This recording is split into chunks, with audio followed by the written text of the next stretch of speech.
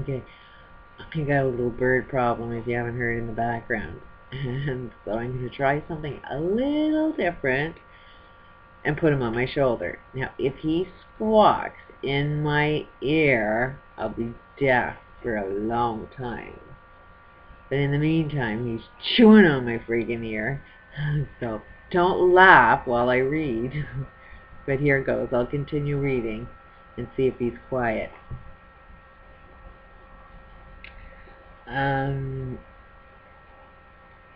It is possible that in some pea brain, the real world is made of information in motion. Would another pea brain prove the world to be holographic? Would it be conscious? Would it be interconnected? Would it be interactive? Bound by time in one dimension, but not bound in time in another? Are all pea brains created equal, as Townsend declares? Do these additional dimensions include other intelligent beings? Would differing dimensions of consciousness correlate with different levels of development or stages of growth? Do some dimensions include time travel? In some dimensions, are there such things as living principles? Do these dimensions affect us? What is conscious universe, and who cares? This is somewhat one of the points I have with aliens is if it looks like us, talks like us, they're in the same dimension as us. If they come with a spaceship, and we as humans know how to build spaceships, and we call it alien technology, it's like it ain't alien technology, it's human technology. Technology is technology. It's the mechanics of something. You go back and look at how many different cycles we've gone through in this human game. And like with the pyramids and when the floods were done, when the cycle gets repeated, it's going to be completely different. They're not going to build buildings exactly the same. Every time we do this cycle, it's completely different. It's the same cycle, but it's like the wallpaper's different. So when you see us building something, it's us, it's humans. But something completely different is something completely different that you can't really see it because you don't have the comprehension to see something like that. Anyways, I'm going off. Here I'll read from the book again. I care, and you will too, when you realize that the solutions to every challenge we face are enfolded within our multidimensional conscious universe. In order to unveil the solutions, we must develop an expanding pea-brain view. We must become more conscious of our conscious universe. And pea-brain, brain is spelled B-R-A-N-E, not brains, not the brains in your head. The implicit order of consciousness. Living as we do in between bigness and smallness, age and time, space and hyperspace, one of the first indications of unfolding dimensions comes from quantum physics. Quantum physics indicates that life emerges according to a built-in order.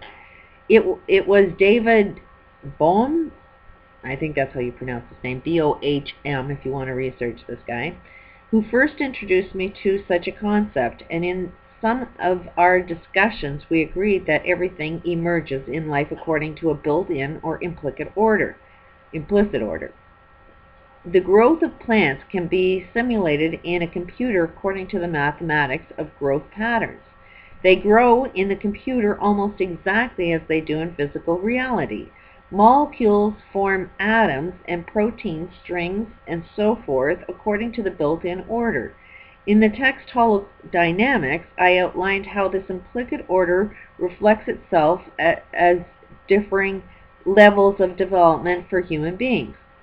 I gleaned it from the science of developmental psychology and from patterns evident from the schools of thought from medicine, education, religion, and philosophy. Developmental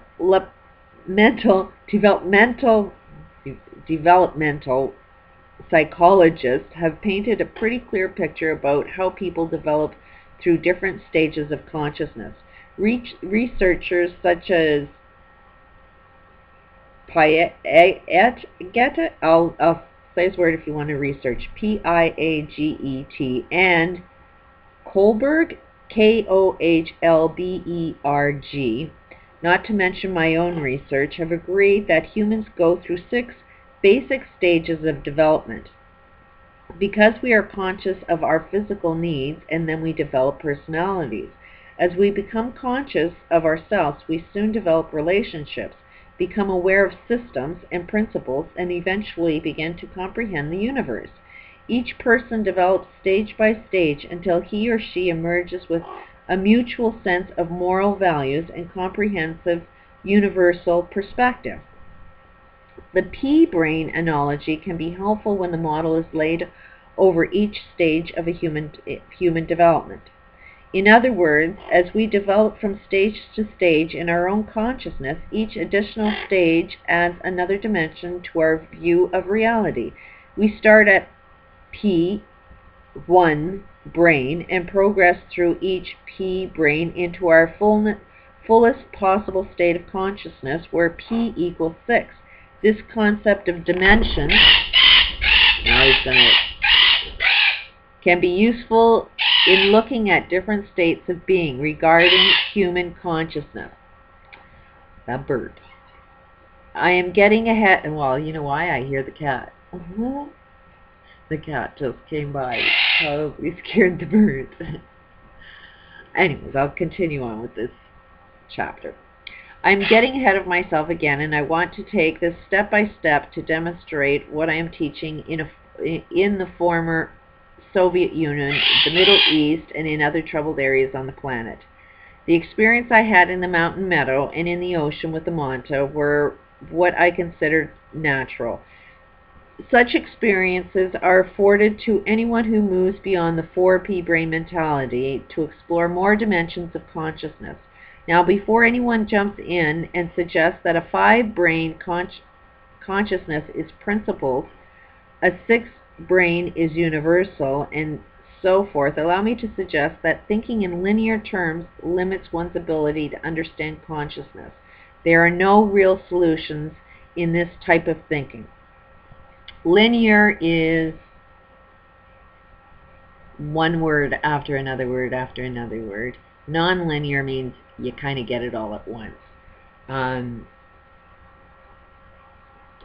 had that happen to me like 2 or 3 years ago. And like I say, ignorance is bliss, because once it happens to you, you're in a completely different world than most of humanity, and it really is hard to explain. And it's like being bombarded with a ton of information, and where you begin explaining? Where is the first word that you start explaining it? And you assume that everybody can see the same thing as you. That's one of my biggest problems, is I would assume you would think that a ball is round. It's one of those basic things that if I see a ball round, I would assume everybody sees a ball round. But a lot of people don't see a ball being round. It is that insane, but that's when you can get into that area, nonlinear, you see so many other things, but you have to open up your mind for it.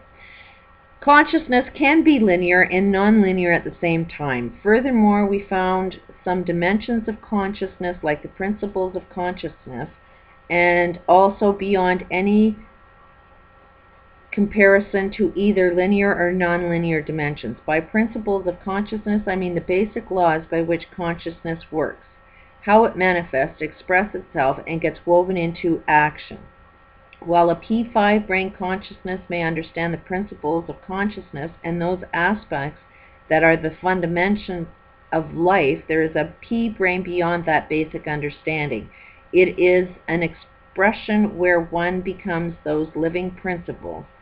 These I refer to as the dimensions of presence. In the next chapter, I will discuss another aspect of consciousness that deals with the way information organizes and is transmitted. In this discussion, I will explore the detail in detail the particle, wave, presence aspects of reality and how these three different ways that information organizes in reality form into three distinct dimensions of consciousness. I go into some detail on how people think from each of these dimensions because until we begin to comprehend how we process information, there is little chance we will begin to ever grasp the challenges we face, and so have little hope of understanding the implementing real solutions. I want to begin with particle and wave dualities and how they are reflections of a more complex dimension of consciousness, the dimensions of presence. I call this more complex dimension presence because it reflects the holodynamic dimensions of consciousness. The state of being, the whole dynamics, I discuss in some detail the differences between these three dimensions because each dimension brings with it a set of challenges. Particle and wave dynamics help to hold us in a polarized mentalities where we struggle with each other, create injustices and wars, and cause our diseases.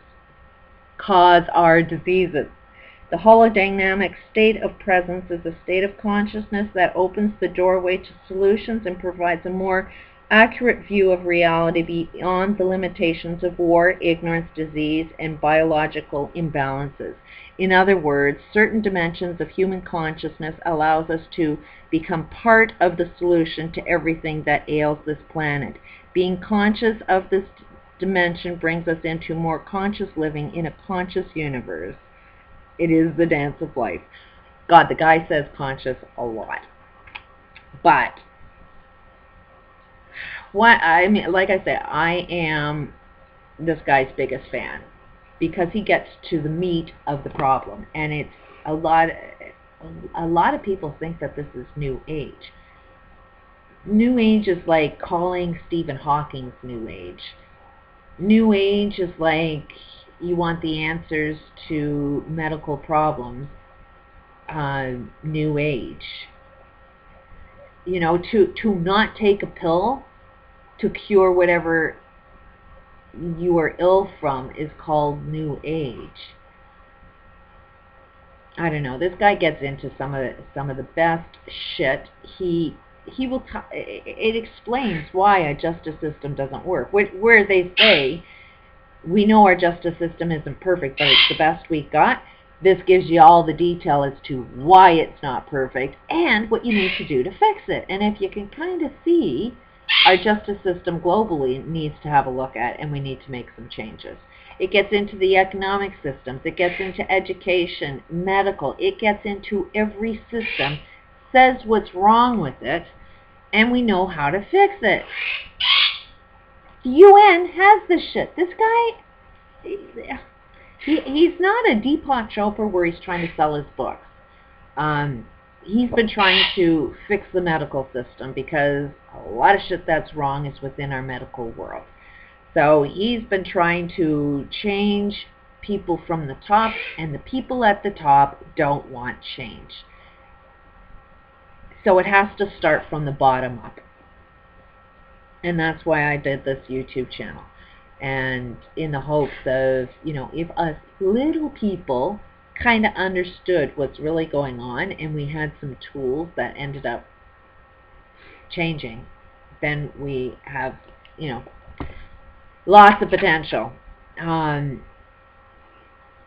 This does not, I won't bother reading the next chapter on this video because I'm running out of time, but when I talked with this guy about when I first ran into him, and I mentioned this bottled intentions concept, the first words out of his mind was like, yeah, that would work.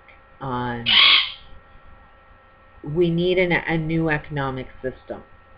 We need to reprogram our brain.